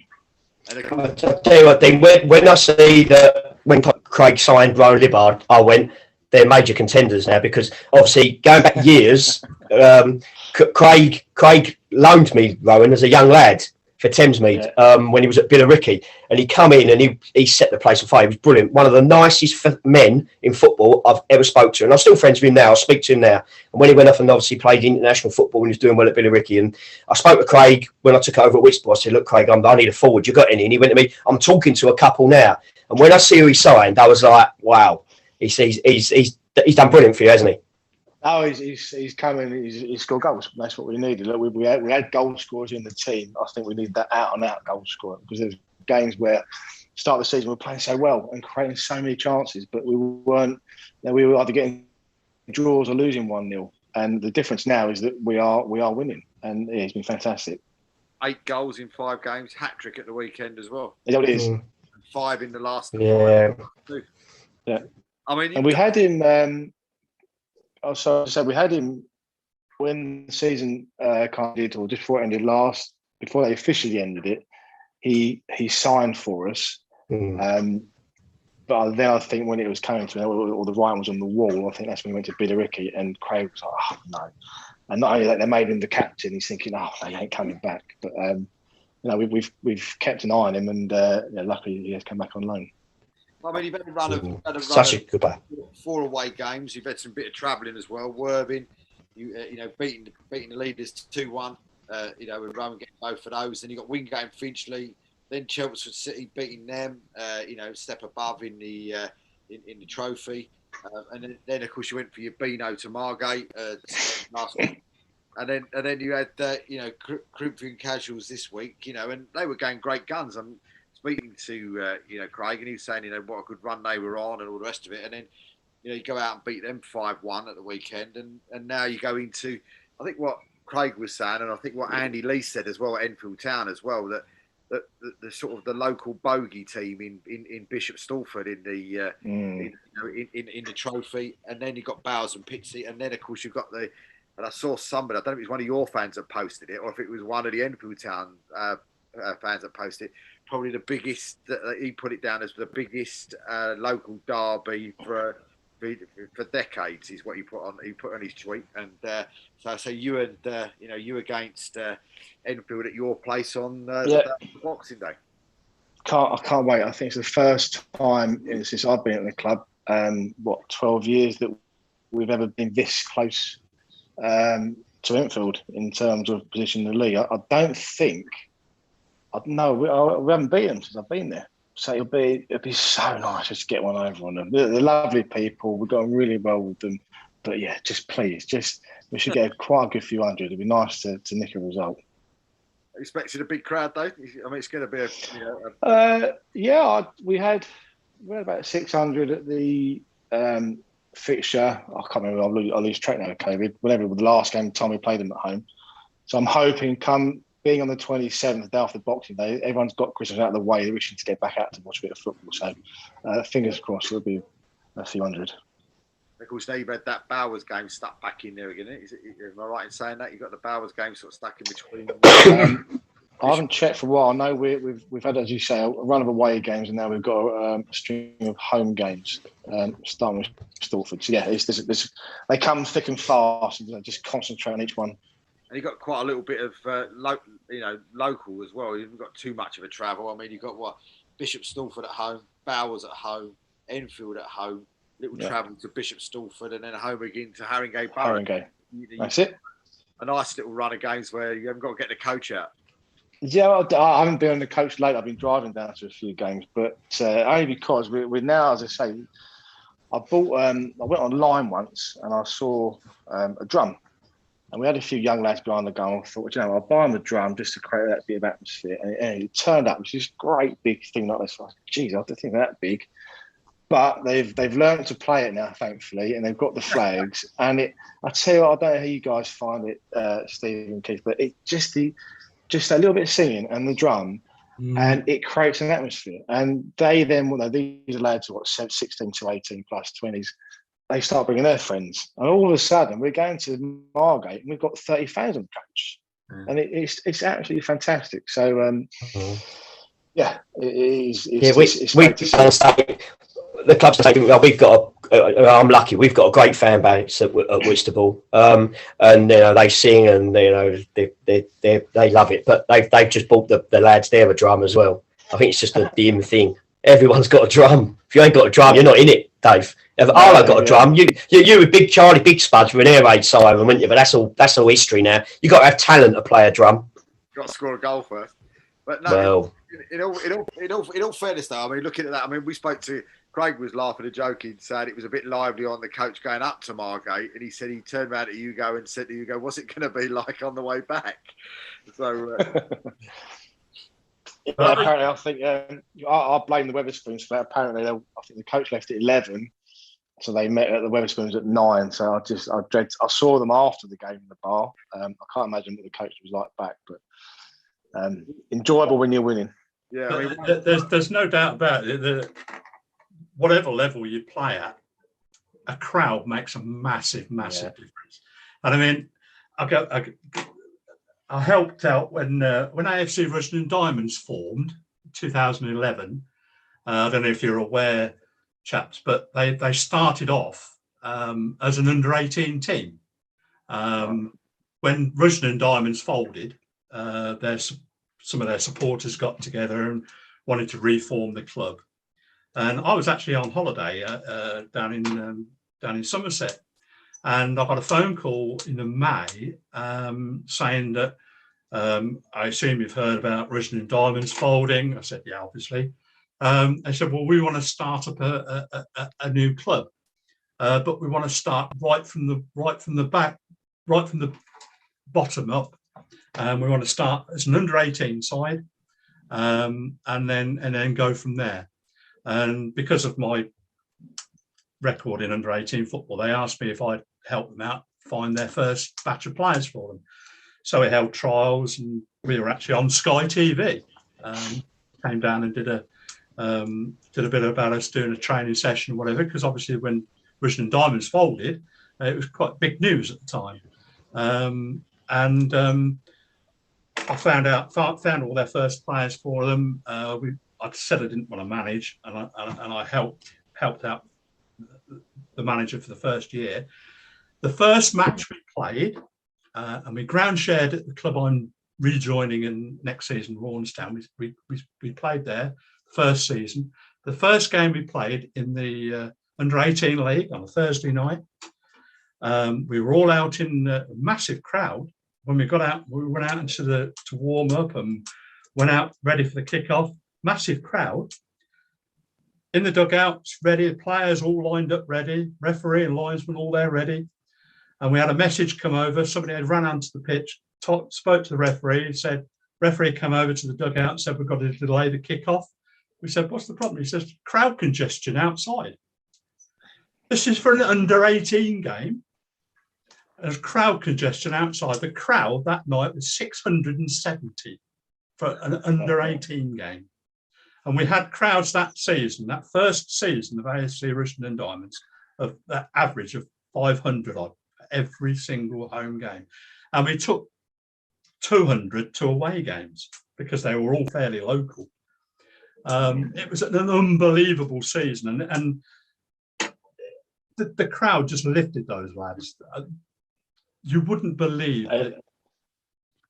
And that's what it is, not just the crowd and the atmosphere and lifting the players, but coming back, because as I say, as an owner, it's the money, it's the revenue that it brings in. Yeah. I mean, you look at the Worthing in our league. I watched Making Macclesfield on Saturday night with Robbie Savage, crowd of 3,000 the first game.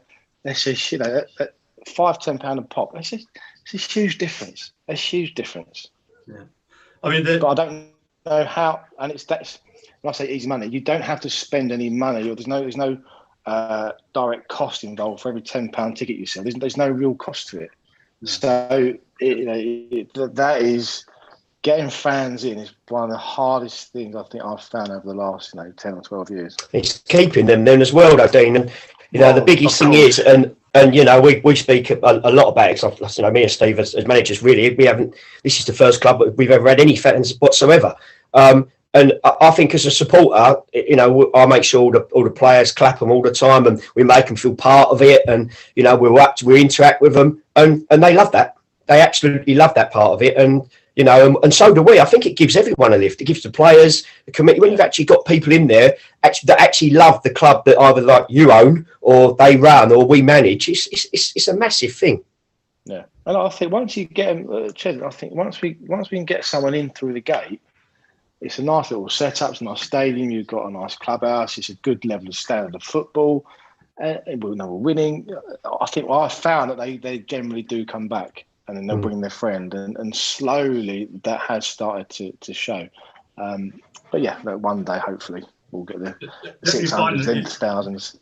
You'll maybe need a high-profile FA Cup game or something like that to set the ball rolling. And then once you get that crowd there for that game, you will probably keep maybe 30-40% of those extra people. I've been trying for 12 years, Steve. Just one little cup run, I think that's the way to do it, and that's the way a lot of clubs. Yeah.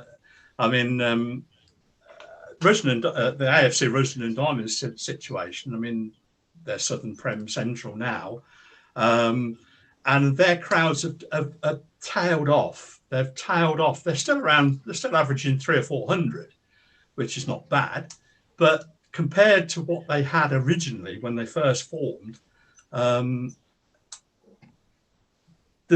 level of success hasn't quite kept pace with it.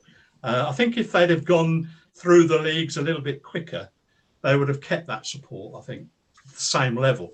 Isn't that frustrating though when you look at that? I mean, I know even with the Harlow situation when we were in the playoffs and Keith was there on those two games, you know, we were talking about 900 over 1,000, for the two games. But you did just mention I was there, Dave. Then, that was mostly the reason. And then literally, the next game you get played, you're back to one man and his dog again. And I suppose that's a bit like FA Cup games. You might get drawn against a decent side at home, and you look round and think, "Wow, this is incredible!" And everybody's here and all pushing. And it's like there's almost got to be some kind of a golden ticket, isn't there, to be able to. The thing is, Dave, it's like you just said it, and with clubs like ours, it's it is like that bandwagon thing. If you're in an FA Cup game or you've got a bit like their mates are going, oh, so he's going to go. Can we get a ticket? And it is once you're doing well, and you do, you can keep half of them there. And I think that's why the big games, you'll get everybody come and watch. You'll get a lot of neutrals as well for playoff games. But your FA Cup ones, once they come in and they see the atmosphere and they sit there and see how close you can be to the you do keep them, and that's all. You just want that opportunity to get them through your gate. And as Dean said with Cheshunt, you've got a good side, you're winning, and people want to come and see what it's about. Can I just ask one question from really for all you three as you're involved in that league or have been involved in Dave's case. From a if you like, a media point of view, am I right in thinking, and if it's the case, why that the Isthmian League seem to have a better social media coverage or following than the Southern League, and if so, why? I mean, if you compare, I think if you're all about a bigger social media following, I think we've done it at the beginning of the show. I think if you look at attendances across the three leagues, the Eastern leagues, I think come out on they have more fans watching overall. It could be just the size of the club, and I think you might have said it as well. Is that there's quite a lot of teams all around each other. There's quite a lot of derby, especially when you go into the step 4. Than what it is more at step 3. So there's a little bit more. I'd say that every club as well now. Most of them have got their own YouTube channel, or they've got their own. They've pushed it out a lot more. Whereas maybe I don't see that as much in the Southern. Yeah, it just seems to me that it I mean, if you look at the size of the clubs, I mean, the Southern League have got some big clubs, big supported clubs. We picked on those attendances tonight, but if you perhaps looked at it again 2 weeks ago when different clubs were at home, it would have been a different story. But it does seem to me, I mean, I look at figures and I think, well, I look at the Isthmian League, the official Isthmian League website. I mean, I'm no Pichero fan because of what happened to me with Pichero, but their official website seems to attract more visitors than mine does, and I seem to put more news items on ours than they do. So it just surprises me. Yeah, I've got to say I'm not a. Oh, don't kill me here. I don't really go on the Eastman website too much, if I'm honest. I might look at if I'm looking for goal scorers or things like that. Obviously, I see a lot of it on Twitter because they retweet everything that any of us put out a lot. But yeah, I know Dave's obviously a bit more anti it than I am anyway. But he mostly thinks they don't do enough, and maybe as clubs they might not. But yeah, no, I don't know what Dean might think about that either. I'll be honest, I'm not on social media personally. I'll check out the Cheshunt feed every now and then, but I can only speak from my experience working with the Isthmian League. I know the guys there, and they put the calls in and they ask me stuff, and they seem on one hand they can be very supportive. So yeah, I couldn't think of a reason why that it might be higher on Isthmian than Southern League. I will say in the last year or so, I don't know, and Dave might know, they might have had someone different doing the website, but they've seemed to be bang on every sort of transfer, everything on. You can get a lot of information from it at the moment. Like any signing, they normally got it within, it's on there within a couple of hours of it being announced. So I don't know if they've changed the person. So I guess also, Steve, is it the fact that the Isthmian League clubs, are they pushing more content to the league for them to retweet, for them to pick up on, send the news stories? Because just if you go back to a club level, if we want to publish information about our youth teams, our inclusive teams, we need them sections to send us the information. So maybe the clubs are more proactive in that way in Isthmian League. I don't know. I get very little sent to me from clubs. I mean, my sort of, if you like, my forte is players. I've had four or five books published on non-league players over the years. I don't know if anybody's seen one,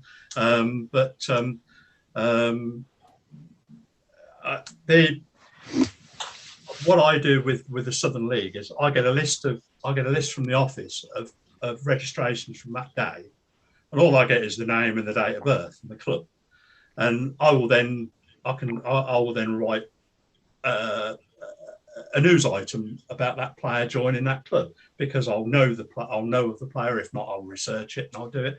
And I'm in a fortunate position where I'm, if you like, semi-retired, really, I suppose, and so I'm available 24 hours a day. So, I haven't got to do it at night when I get home from work or whatever. I can do it during the day.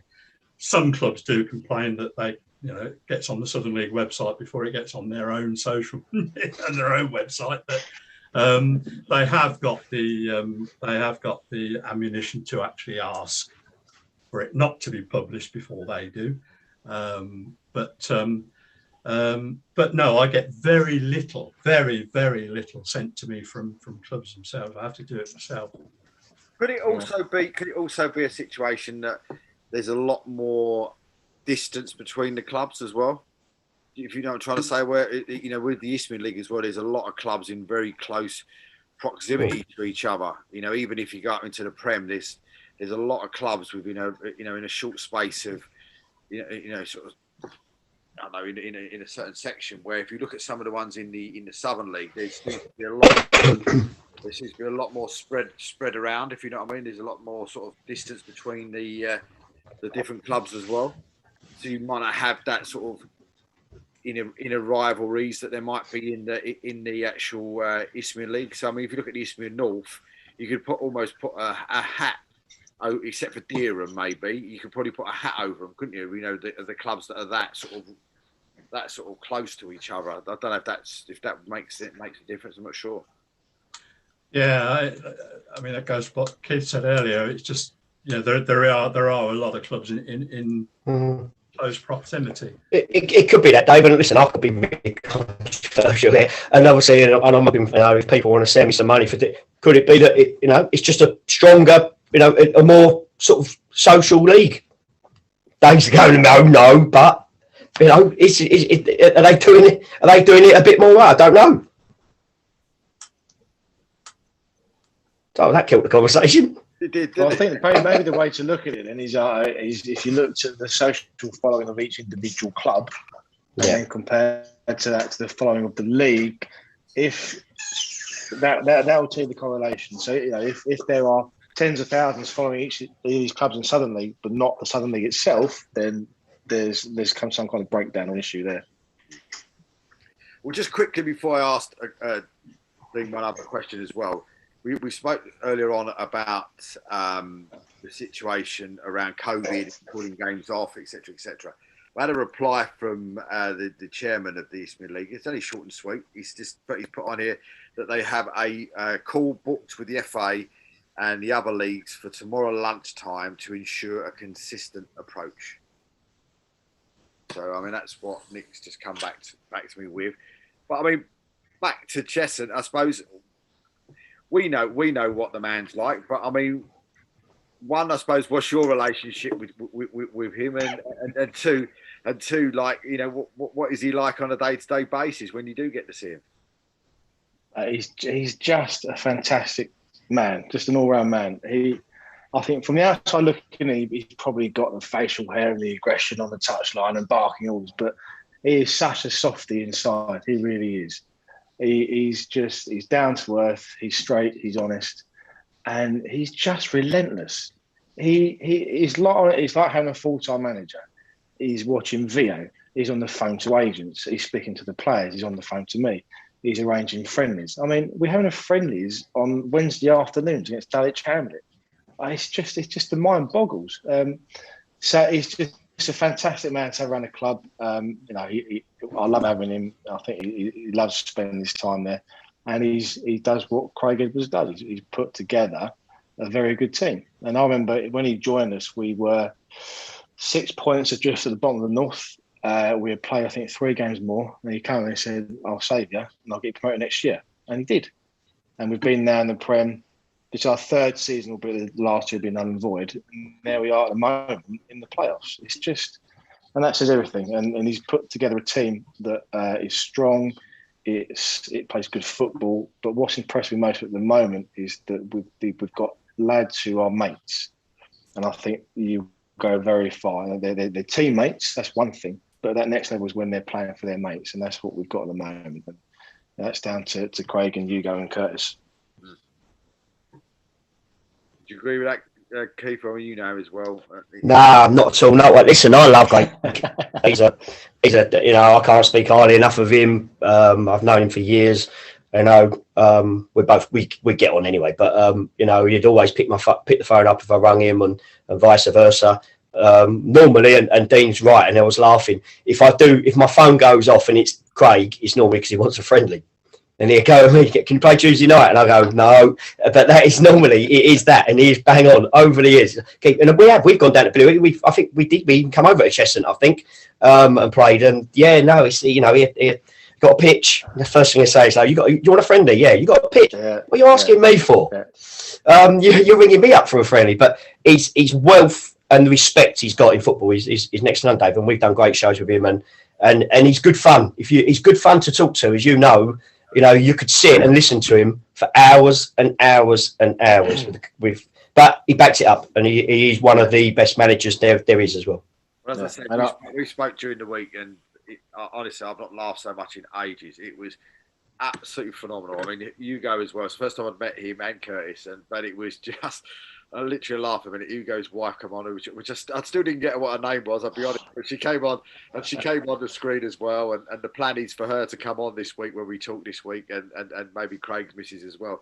But it was hilariously funny, between them.